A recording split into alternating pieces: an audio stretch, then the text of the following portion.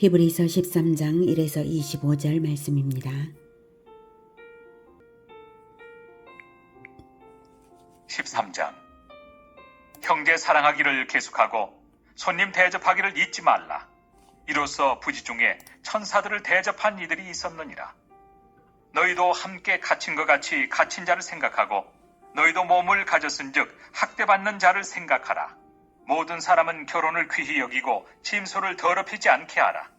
음행하는 자들과 간음하는 자들을 하나님이 심판하시리라. 돈을 사랑하지 말고 있는 바를 족한 줄로 알라.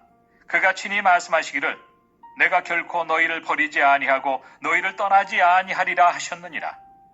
그러므로 우리가 담대히 말하되 주는 나를 돕는 이시니 내가 무서워하지 아니하겠노라. 사람이 내게 어찌하리요 하노라. 사랑하는 형제 여러분, 9월 23일 금요일 저녁 목상에 오신 것을 환영합니다.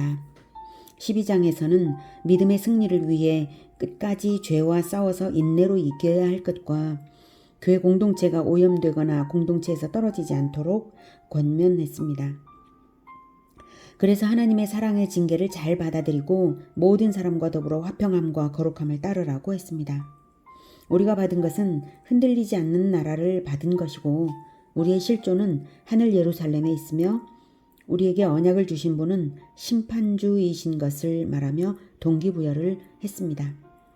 그래서 12장 말미에서 12장 말미 28, 29절에 그러므로 우리가 흔들리지 않는 나라를 받았은즉 은혜를 받자 이로 말미암아 경건함과 두려움으로 하나님을 기쁘시게 섬길지니 우리 하나님은 소멸하는 불이심이라 라고 이렇게 말했으므로 이어지는 본장에서는 하나님을 기쁘시게 섬기는 도리를 가르치고 있습니다. 하나님을 기쁘시게 섬기자 했으므로 그래서 하나님을 기쁘시게 섬기는 도리로서 1절에 형제 사랑하기를 계속하고 손님 대접하기를 잊지 말라. 이로써 부지 중에 천사들을 대접한 이들이 있었느니라. 너희도 함께 갇힌 것 같이 갇힌 자를 생각하고 너희도 몸을 가졌은즉 학대받는 자를 생각하라. 이렇게 말하고 있습니다. 형제 사랑하기를 계속하라. 형제 사랑은 기독교 윤리의 대강령입니다. 혈육의 형제라기보다는 포괄적인 믿음의 형제를 말하는 것이고요. 이것이 하나님을 기쁘시게 섬기는 첫째 도리입니다. 2절에 손님 대접하기를 잊지 말라. 이것은 구약 율법에서도 신명기 10장 18, 19절에서는 고아와 과부를 위하여 정의를 행하시며 나그네를 사랑하여 그에게 떡과 옷을 주시나니 너희는 나그네를 사랑하라. 전에 너희도 애굽 땅에서 나그네 되었음이니라. 이렇게 명하셨어요. 숙박시설이 미비한 고대 사회에서는 나그네를 잘 대접하는 것이 중요한 미풍양속이기도 했고요. 초대 교회 당시에는 특히 순회 성경 교사들과 박해를 피해서 유리하는 기독교인들을 접대하는 것이 필수적이었습니다. 그래서 손님 대접하기를 잊지 말라. 그러다 부지 중에 천사를 대접한 이들이 있다 했는데 누구냐면 아브라함과 롯과 마노아가 그랬습니다. 하나님께서 사람의 모습으로 이들을 찾아오신 일들이 있었고요. 또 극진히 섬겨드려서 아주 극히 좋은 선물을 받은 사례들입니다. 3절에 너희도 함께 갇힌 것 같이 갇힌 자를 생각하고 너희도 몸을 가졌은즉 학대받는 자를 생각하라. 당시에 믿음의 형제들이 박해와 감금을 당하는 형편을 한 몸처럼 함께 아파하라는 권면입니다. 그리스도 안에서 모든 교회 공동체는 한 몸인 그리스도의 몸이고 또한 학대받는 자들과 동일하게 연약한 육체를 가진 자로서 고통에 공감할 수 있어야 위로와 보살핌의 사랑을 보낼 수 있는 것입니다. 이렇게 형제 사랑의 폭을 나그네와 포괄적인 교회로까지 넓혀서 사랑의 실천을 하는 것이 하나님을 기쁘시게 하는 일입니다. 4절 모든 사람은 결혼을 귀히 여기고 침소를 더럽히지 않게 하라. 음행하는 자들과 간음하는 자들을 하나님이 심판하시리라. 결혼을 귀히 여기며 가정을 지켜내는 것은 최소 단위의 사회로서 세포 사회로서 교회 공동체의 건강성의 바탕이 되는 것입니다. 가정이 음행으로 더러워지면 교회에 그 영향이 직결됩니다. 가정은 에덴에서부터 인간 창조와 동시에 만드신 하나님의 제도이고요. 후손을 낳아 대를 이어 하나님 나라를 세워가는 공동체입니다. 하나님이 가정을 극히 귀히 여기심으로 음행과 간음은 즉각 회개하지 않으면 하나님께서 반드시 심판하십니다. 하나님을 기쁘시게 하고자 할 때에 돈에 관한 탐심이나 근심 때문에 사람이 하나님을 기쁘시게 섬기지 못하게 되기도 하는데요. 있는 바를 족한 줄로 알고 자족하는 마음을 가지면 하나님을 기쁘시게 섬길 수 있을 것입니다. 5절부터 하나님의 말씀을 너희에게 일러주고 너희를 인도하던 자 네, 5, 6절 제가 읽겠습니다. 돈을 사랑하지 말고 있는 바를 족한 줄로 알라. 그가 친히 말씀하시기를 내가 결코 너희를 버리지 아니하고 너희를 떠나지 아니하리라 하셨느니라. 그러므로 우리가 담대히 말하되 주는 나를 돕는 이시니 내가 무서워하지 아니하겠노라. 사람이 어찌하리요 하노라. 탐심에 대해서는 주님은 재물을 하늘에 쌓으라고 하셨고요. 근심에 대해서는 우리에게 필요한 것이 무엇인지를 하나님이 아버지께서 다 알고 계시며 우리를 보호하시는 아버지 하나님을 믿고 염려하지 말라고 하셨습니다. 하나님 나라와 그의 의를 먼저 위하면서 살면 하나님께서 모든 것을 더하신다고 하셨습니다. 7절 하나님의 말씀을 너희에게 일러주고 너희를 인도하던 자들을 생각하며 그들의 행실의 결말을 주의하여 보고 그들의 믿음을 본받으라. 예수 그리스도는 어제나 오늘이나 영원토록 동일하시니라. 여러 가지 다른 교훈에 끌리지 말라. 마음은 은혜로서 굳게 함이 아름답고 음식으로서 할 것이 아니니 음식으로 말미암아 행한 자는 유익을 얻지 못하였느니라. 우리에게 제단이 있는데 장막에서 섬기는 자들은 그 제단에서 먹을 권한이 없나니 이는 죄를 위한 짐승의 피는 대제사장이 가지고 성소에 들어가고 그 육체는 영문 밖에서 불사름이라. 그러므로 예수도 자기 피로서 백성을 거룩하게 하려고 성문 밖에서 고난을 받으셨느니라. 그런즉 우리도 그의 치욕을 짊어지고 영문 밖으로 그에게 나아가자. 네, 6절까지는 실생활에서 믿는 자가 하나님을 기쁘시게 할 도리를 가르친 것이 6절까지이고요. 이제 7절부터는 신앙생활에서 하나님을 진정 기쁘시게 하는 도리를 가르치고 있는데요. 이 부분은 히브리서가 히브리인 유대인 성도들을 대상으로 쓴 글인 것을 염두에 두고 읽을 부분입니다. 히브리서가 이미 지금까지 역사를 한 것이 유대적 관점인 그리스도의 도의 초보를 넘어서라면서 유대교의 완성으로서 더 좋은 언약의 중보자이시고 하늘의 참 장막에서 섬기시는 대제사장 예수님의 탁월성을 지금껏 말을 했거든요. 히브리서 8장 1에서 3절에 지금 우리가 하는 말의 요점은 이러한 대제사장이 우리에게 있다는 것이라. 그는 하늘에서 지극히 크신 이의 보좌 우편에 앉으셨으니 성소와 참 장막에서 섬기는 이시라. 이 장막은 주께서 세우신 것이요 사람이 세운 것이 아니니라. 대제사장마다 예물과 제사드림을 위하여 세운 자니 그러므로 그도 무엇인가 드릴 것이 있어야 할지니라. 이렇게 하늘의 참 장막 대제사장이신 예수님을 말했고요. 또한 구약시대의 성막과 제사제도가 모형일 뿐인 것을 이미 히브리서가 설명했습니다. 그렇다면 8절 예수 그리스도는 어제나 오늘이나 영원토록 동일하시니라는 7절과 9절에 이유를 주는 것이고 문단 이해의 핵심입니다. 8절이 핵심입니다. 예수 그리스도는 구약시대부터 이미 하늘 성막의 대제사장이셨고 지금도 그렇고 미래에도 그러하신데 예수님은 12절에 자기 피로서 백성을 거룩하게 하려고 성문 밖에서 고난을 받으셨습니다. 예수님께서 자기 피로서 그러므로 우리가 마음을 아름답게 하고자 할 때에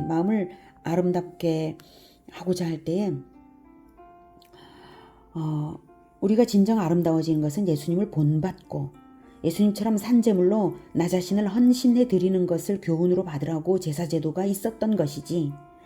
구약의 장막에서 섬기는 자들은 그 재단에서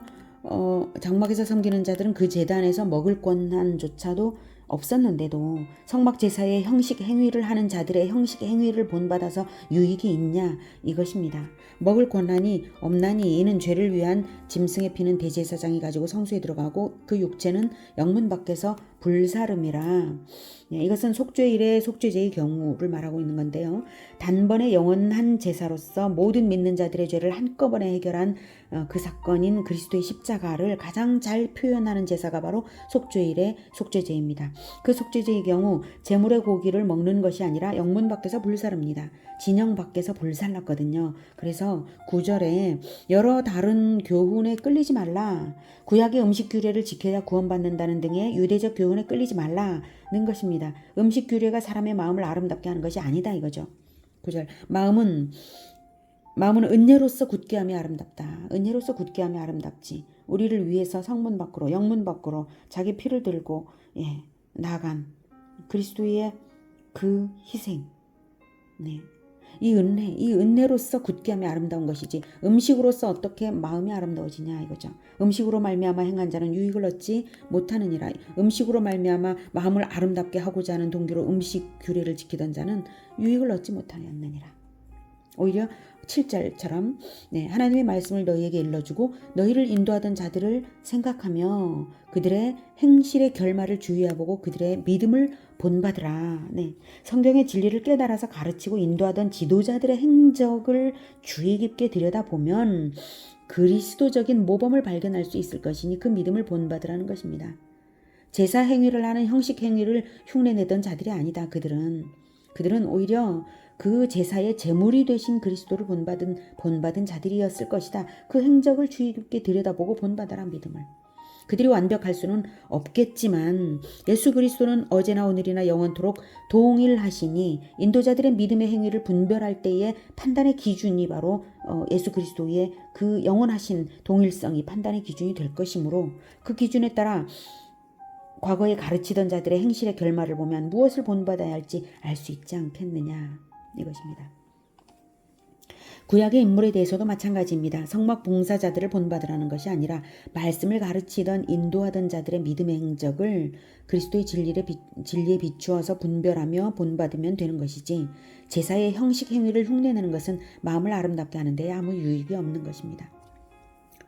12절 그러므로 예수도 자기 피로써 백성을 거룩하게 하려고 성문 밖에서 고난을 받으셨느니라. 그런즉 우리도 그의 치욕을 짊어지고 영문 밖으로 그에게 나아가자. 우리도 동참하자 이겁니다. 고난에. 그 치욕스러운 그 고난일지라도 동참하자. 그래서 제사 제도의 형식 행위를 흉내내어서 하나님을 기쁘시게 하는 것이 아니라 오직 예수님이 자기 피로써 백성을 거룩하게 하려고 성문 밖에서 고난을 받으셨던 것처럼 우리도 그의 치욕을 짊어지고 영문 밖으로 그에게 나가자. 우리 역시 그리스도의 고난을 동참하며 본받는 것으로서만 하나님을 기쁘시게 하는 것입니다. 비록 지금은 치욕스러운 일이 있다 할지라도 그것이 하나님께 영광이 되고 기쁘시게 하는 것입니다. 예수님을 본받는 것이라면 예수님의 고난에 동참하는 것이라면 말이죠. 14절 우리가 여기에는 영구한 도성이 없으므로 장차 올 것을 찾나니 그러므로 우리는 예수로 말미암아 항상 찬송의 제사를 하나님께 드리자. 이는 그 이름을 증언하는 입술의 열매니라. 오직 선을 행함과 서로 나눠주기를 잊지 말라. 하나님은 이 같은 제사를 기뻐하시느니라. 이 땅에 관한 어떤 것을 목적으로 해서 하나님을 기쁘시게 할 수는 없습니다. 음식에 관한 규례도 하나님을 기쁘시게 하는 목적도 수단도 될 수 없고 오직 장차 올 영구한 도성을 바라보고 그 언약을 주신 하나님께 찬송의 제사를 예수님의 이름으로 예수님으로 말미암아 예수님 때문에 영구한 도성을 받게 되지 않았습니까? 그래서 예수로 말미암아 영구한 도성을 주신 하나님께 찬송의 제사를 예수님의 이름으로 찬송의 제사를 드리는 것만이 하나님을 기쁘시게 하는 것입니다. 예수님의 이름으로 찬송의 제사를 드린다는 것이 무엇일까요? 교회에서의 찬송 예배는 물론이고요. 우리의 인격에 예수의 이름이 기록된 것처럼 우리의 정체성이 예수의 것으로 나타나는 삶을 사는 것입니다. 전도의 삶을 사는 것입니다. 그것이 바로 그 이름을 증언하는 입술의 열매입니다. 그 이름을 증언하는 입술의 열매. 예수가 행실로 증명되는 자들의 간증과 전도와 찬양, 바로 그것입니다. 그래서 16절, 오직 선을 행함과 서로 나누어 주기를 잊지 말라. 하나님은 이 같은 제사를 기뻐하시느니라. 선을 행하고 나누어 주면서 하나님을 찬양하면 전도가 되지 않겠습니까? 선을 행함과 서로 나누어 주는 삶의 모범을 통해서 주 예수가 증명되고 입술로 전도와 찬양이 되면 그것이 하나님이 기뻐하시는 제사입니다. 그러려면 먼저는 지도자들을 잘 따라야 합니다. 17절. 너희를 인도하는 자들에게 순종하고 복종하라.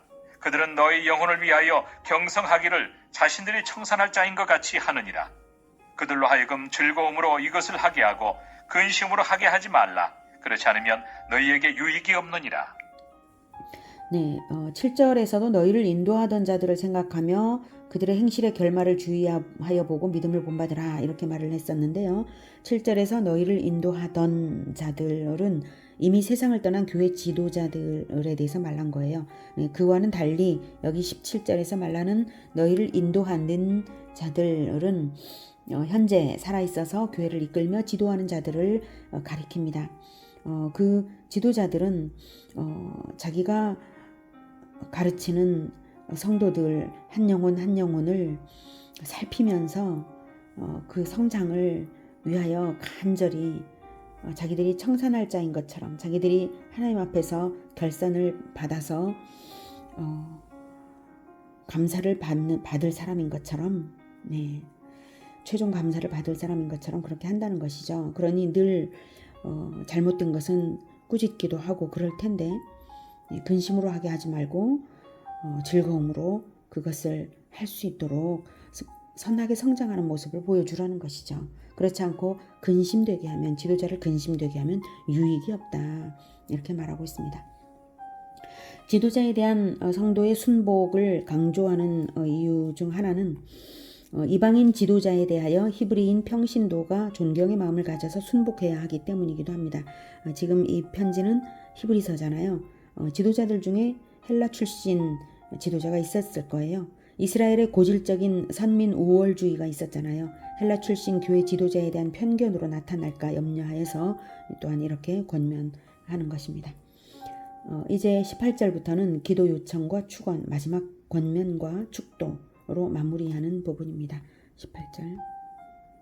우리를 위하여 기도하라. 우리가 모든 일에 선하게 행하리 하므로 우리에게 선한 양심이 있는 줄을 확신하노니 내가 더 속히 너희에게 돌아가기 위하여 너희가 기도하기를 더욱 원하노라.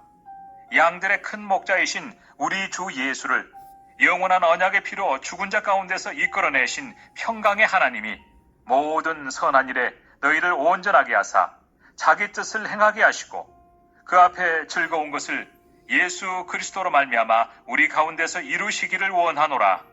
영광이 그에게 세세 무궁토록 있을지어다. 아멘. 형제들아, 내가 너희를 구원하노니 권면의 말을 용납하라.